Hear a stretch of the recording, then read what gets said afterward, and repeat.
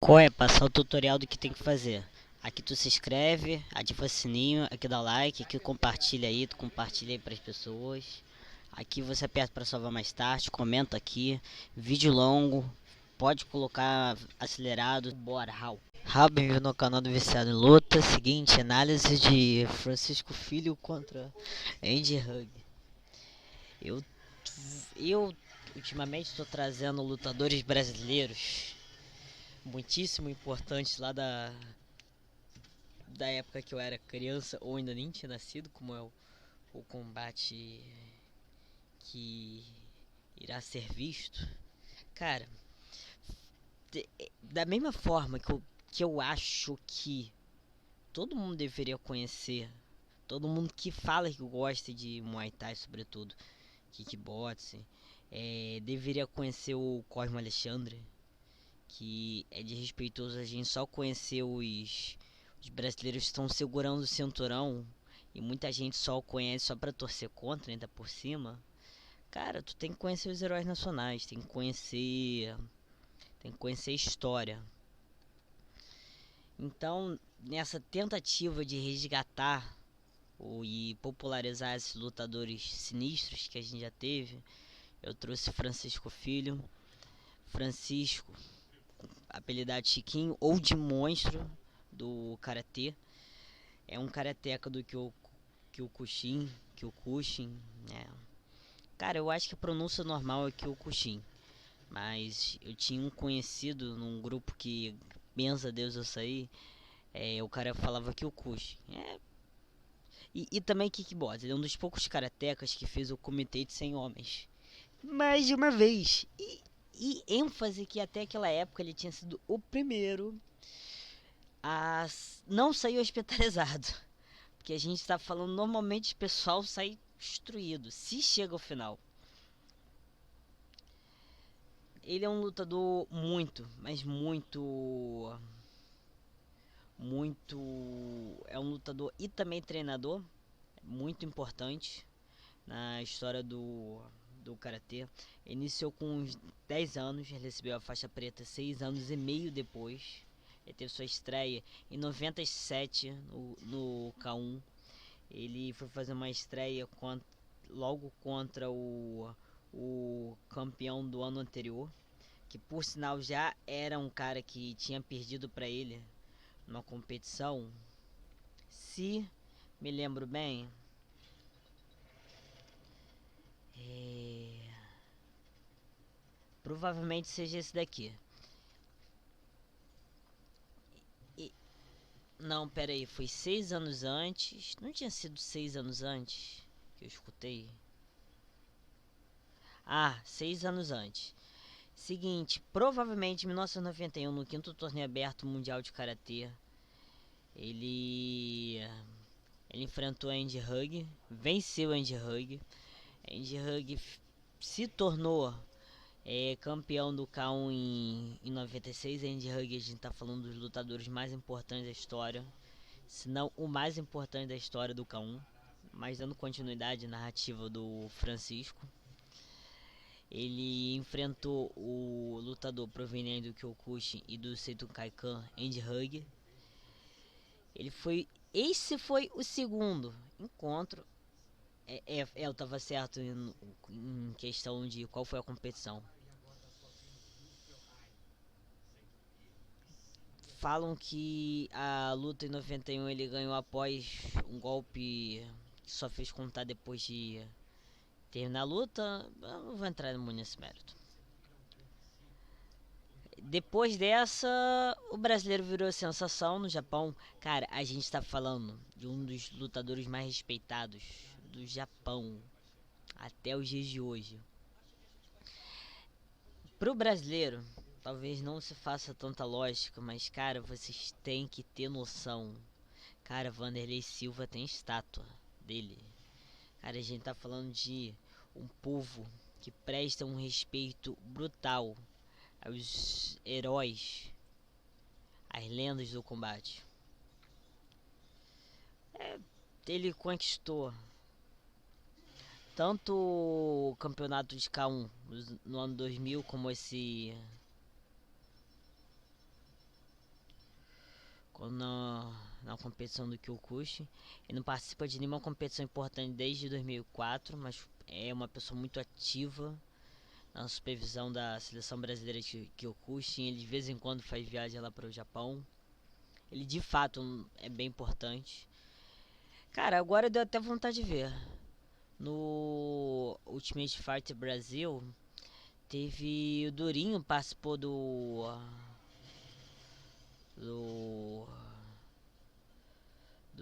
treino por parte do Belfort. Eu não sabia que o Francisco Filho também não. Que legal. Ele foi vice-campeão do K1 em 2001, foi campeão no ano 2000, foi campeão mundial de karatê. Ele é literalmente o maior cabeça que tem no seu tempo no Brasil. Eu acho que já falei até o suficiente. Normalmente esse trabalho explicativo, divulgatório, é muito no React. Sobre Andy Hug, o samurai dos olhos azuis, o Homem de Ferro, como é chamado pelos japoneses, eu acho que é pelo bigodinho, o Senhor Karatê, o Tufão, o Hug Tornado.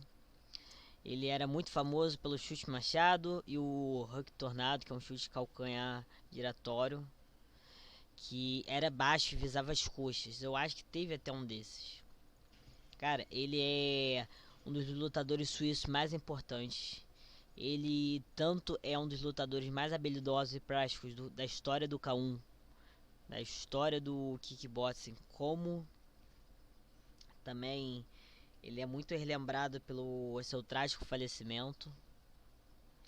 Ele era um pouquinho mais leve que o Francisco, era um pouquinho mais baixo, 6 centímetros de diferença, mas ali parece muito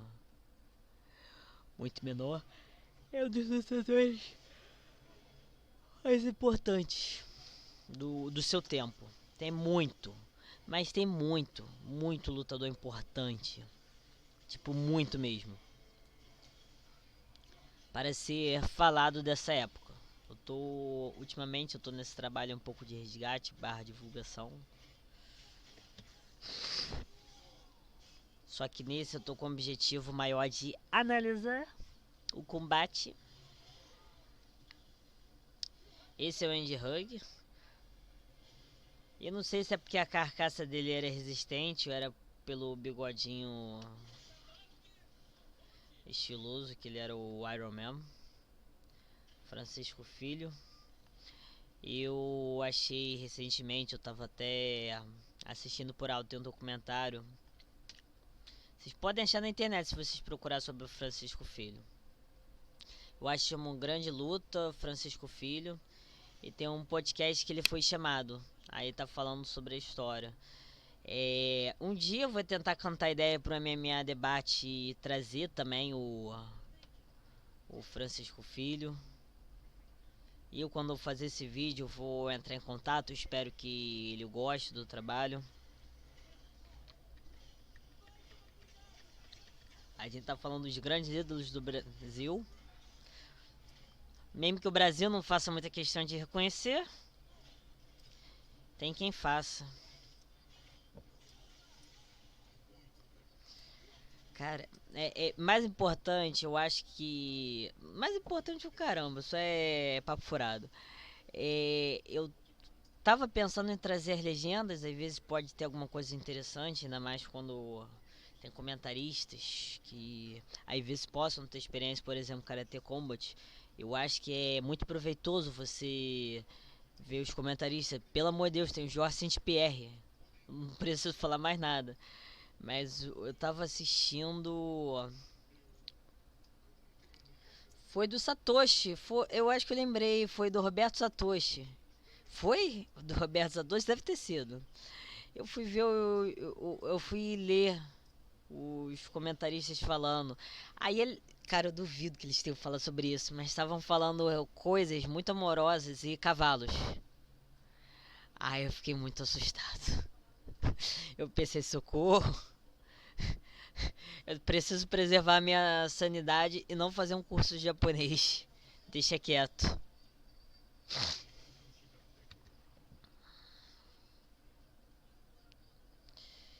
É seguinte, como eu falei no React e como eu vou falar nesse, vai acontecer a mesma coisa que aconteceu na luta do Cosmo Alexandre, na luta do Lebener. Acontece que eu tô pegando lutas marcantes para divulgar. Eu posso pegar lutas mais longas, lutas que tenham ou a render mais numa análise técnica, uma análise tática, mas eu tô pegando luta marcante. Se o adversário não deu pro cheiro e, e na hora do combate eles estavam incomparáveis, não é minha culpa. Eu tenho que enrolar. Você, eu pego que a meta por vídeo tem que bater no mínimo 1 hora. Se eu enviar um vídeo de 5, 3, 4 minutos, eu tô ferrado. É tipo. Eu penso que o react e a análise somados tem que render no mínimo 2 horas. Não dá pra eu fazer um vídeo curto. Por isso, alguns vídeos têm uma contextualização mais longa do que a própria análise. Eu peço compreensão nessa questão.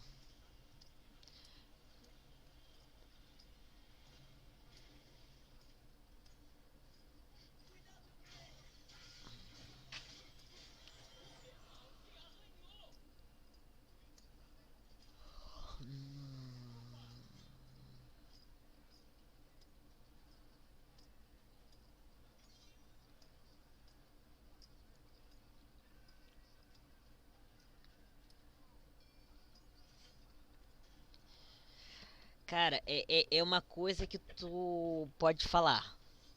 Francisco Filho tem presença. Cara, tem que levar em conta o dano psicológico que ele já tinha causado antes de entrar no ringue. Tipo, algumas pessoas podem falar que o Andy tá desolado. A verdade é que ele tava muito sério, muito cauteloso. Você vê, ele é muito móvel, ele é muito ágil, muito rápido, muito habilidoso. Não falando que o brasileiro não seja habilidoso nem nada, mas Andy é especialmente rápido, móvel. Então ele vai fazer maior uso do footwork.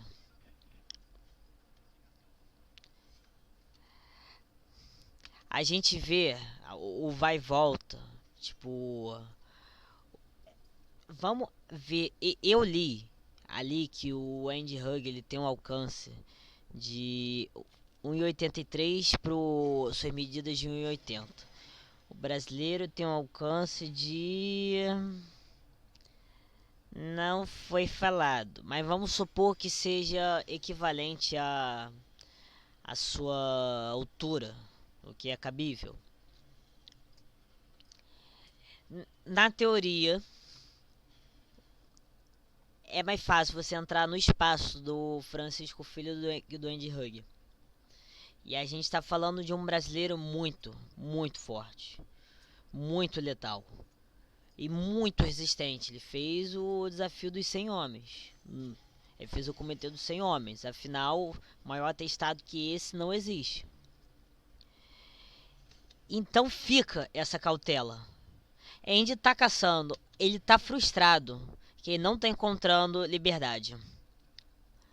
Ele já viu o que acontece. Ele já estava anteriormente, você pode ver.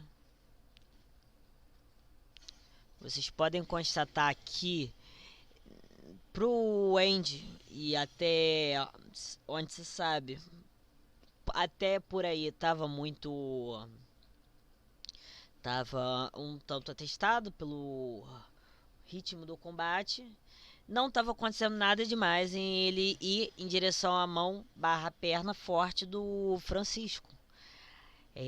Cada combate vai ter suas peculiaridades, suas especificidades, particularidades, levando em conta que cada lutador, mesmo em cada luta, é diferente do outro. Sobretudo com mudanças que o lutador faz, não deixa de mudar ainda assim. Ele normalmente vai deixar o adversário, não vai deixar tão fácil, mas vai se preocupar de engavetar um adversário menos do que em outra direção. Vai ter uma direção que você vai ficar com sangue no olho, certa posição, certo vacilo, certa armadilha na visão do lutador, que você vai ficar com sangue no olho. Normalmente, isso vê muito no Muay Thai, se você vai em direção à perna forte, cara, vai ter alguma hora que vão partir da perna no meio. É tipo, faz parte. Cada lutador oferece uma ameaça maior. Na cabeça do Andy, e talvez ele estivesse correto, como eu tô levantando, o que mais se tem perigo é a mão da frente.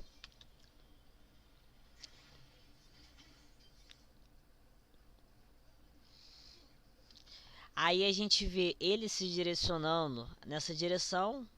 O Francisco aproveitou para dar um chute alto. Não foi um chute alto para matar, foi um chute alto para tirar um pouco essa liberdade, para ver, estudar a reação. Eu acho que pro Andy ficou maior, maior impressão. Tipo, se o adversário dá o primeiro golpe, você não morreu pro primeiro golpe, você já tem um tanto de informações. Você pensa, como o adversário gosta de dar início a uma luta? Em que condições?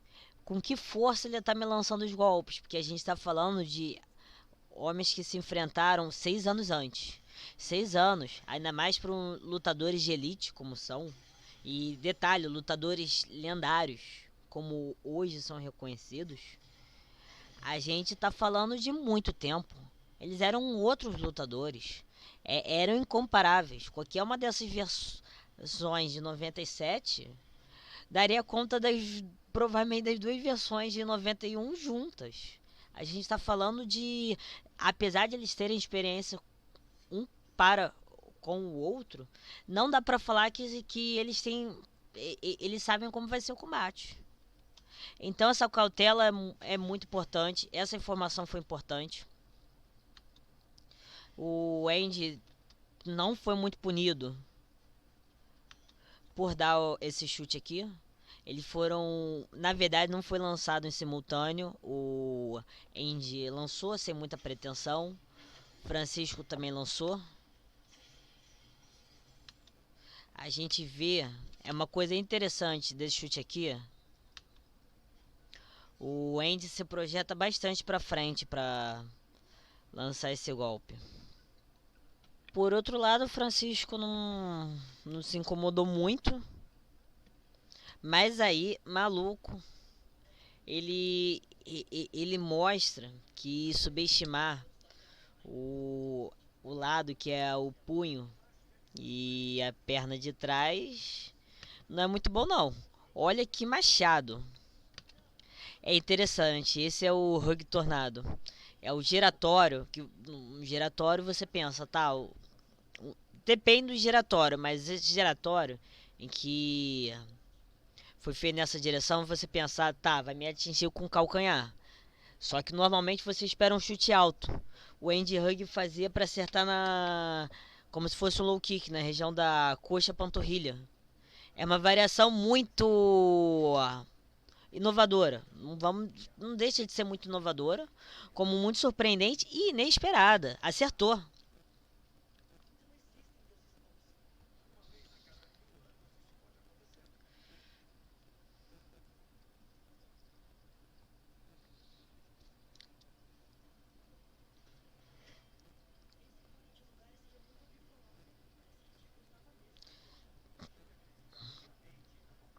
Tá colocando muita pressão, é aquilo. A gente tá procurando alguma entrada, tanto que eu acho que isso até é um erro dele. Ele encurta, se projeta muito buscando o soco, meio que isso foi o padrão do nocaute. Como o Francisco não reagiu, não fez muita coisa nesse momento, ele pode se achar no direito. Dá-lhe uma arrancada na perna, maluco.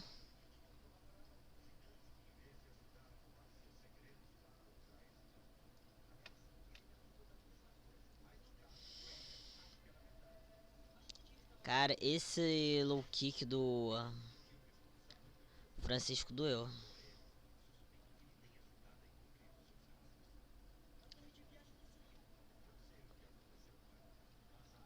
Bem defendido, ótimo chute do Andy Hug. A gente vê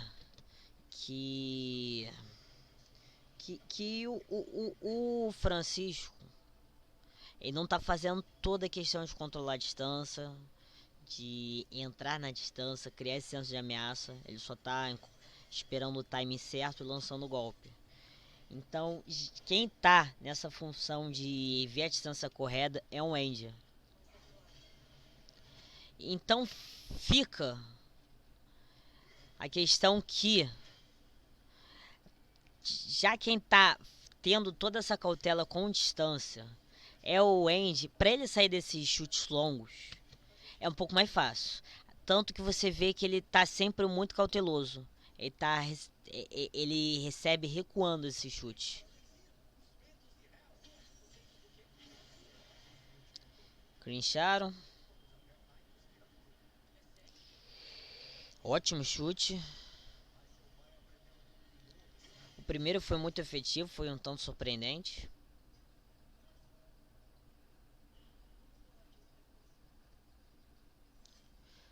Se o Francisco não tivesse ido pra trás sendo esse golpe aí, eu não acho que ia ser uma situação boa. É porque se fosse pra dar um chute desse, pessoalmente, nesse tipo de situação, eu tô tipo falando que você tá enfrentando um monstro nocauteador que já te traumatizou.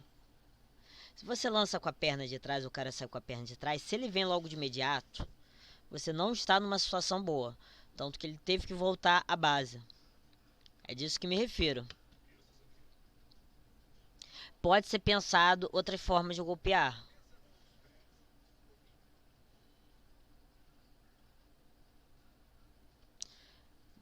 Vocês veem que agora Andy está estudando a possibilidade mais de ir para pro lado da mão da frente.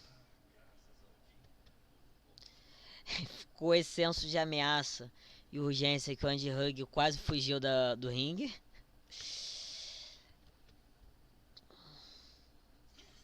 Outra marca assinada. Impediu a execução.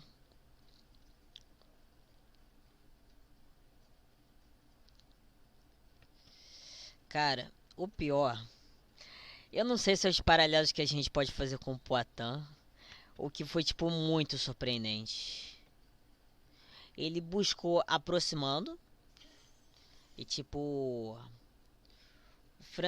numa situação até parecida que eu tinha apontado anteriormente, Francisco com a guarda alta esperando, o Andy, o que acontece nessa posição é um ótimo frame. Ele tá com a luva, tentando chegar próximo até baixar ou até golpear e preparando a mão de trás. Aí ele dispara, só que acontece, ele não está com a mão na guarda, ele tá deixando o rosto exposto. Aí é interessante, pode falar, ai, caraca, ele só tocou a luva e o cara desmaiou. Não, recebeu o golpe. Ele tava recuando e aceitando os golpes. Veio. Olha pra onde a mão foi. Caramba, tá. Essa foi um pouco surpreendente. Vamos pro momento certo. Ele foi pra cá e extremamente rápido. Ele acertou o cara. E tipo, foi muito rápido. Tu vê que a cabeça do Andy nem balança muito, então foi muito preciso. E o que acontece? Não é todo lutador, não vai ser todo mundo que consegue criar essa força só de percorrer a distância. Tem que produzir a cadeia cinemática, tem que usar o corpo, tem que fazer o movimento corporal necessário para tu lançar uma pedrada. Você só fazer com o movimento do braço, só o deslocamento, cara, isso não é todo mundo. Não é todo mundo. Eu falo que com conhecimento técnico, refino técnico, o desenvolvimento da habilidade do lutador, Você pode aperfeiçoar e melhorar coisas que não se deveria. Você consegue golpes mais rápido. Só de você adicionar o deslocamento com o golpe, a velocidade de mão. Você consegue aumentar a sua velocidade de mão de forma um tanto artificial. Com a própria questão de deslocamento, como você projeta o corpo para frente, você pode aumentar seu alcance, por assim dizer. Com a cadeia cinemática, se você não tem punch, você não tem aquele toque da morte, você pode adicionar. E é dito, é falado cientificamente, ou afirmado, e é fato. Existem pessoas que têm o punch, não é todo mundo que tem um toque da morte. Não é todo mundo. Não dá pra falar, ai, todo mundo pode desenvolver um soco tão forte quanto aquele cara. Não, nem todo mundo. Aquela própria pessoa tem uma individualidade que faz ela ter um soco mais forte que a média. Pode ter pessoas com um soco mais forte ainda, nem todo mundo vai ter um soco destruidor. Cara, Francisco Filho tem. E como tem.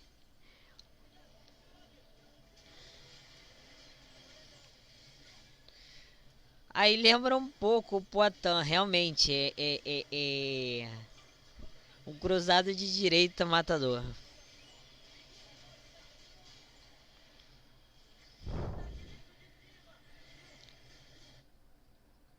Cara, que estreia monstruosa que o Chiquinho fez, hein? Brabo demais. Seguinte, muito importante que eu falei no React. Não deixem de procurar saber. Eu falei nesse vídeo, tem um podcast, tem um documentário sobre ele. Ele tem um Instagram. Cara, procurem sobre lendas. Se vocês não conheciam, agora não conhecem. Se tem pessoas que você sabe que não conhecem, divulga esse vídeo. Divulga a história desses grandes lutadores. Cara, o pior que acontece, as pessoas só reconhecem só as lendas do presente. E aí o pessoal acha que o Brasil carece de lutadores de alto nível, grandes esportistas, lendas. Cara, é sacanagem. Existe. Faço questão de procurar, de pesquisar. Eu tô fazendo esse. Eu, desde dezembro. Em dezembro eu não comecei, mas em dezembro comecei a gravar essa onda de fazer esse papel, divulgar, dar luz para esses grandes lutadores. Fiz do Cosmo Alexandre, fiz do Jerome Lebene. Cara, quero fazer da geração da década de 90 do kickbox, quero fazer lutadores dos anos 2000, 2010.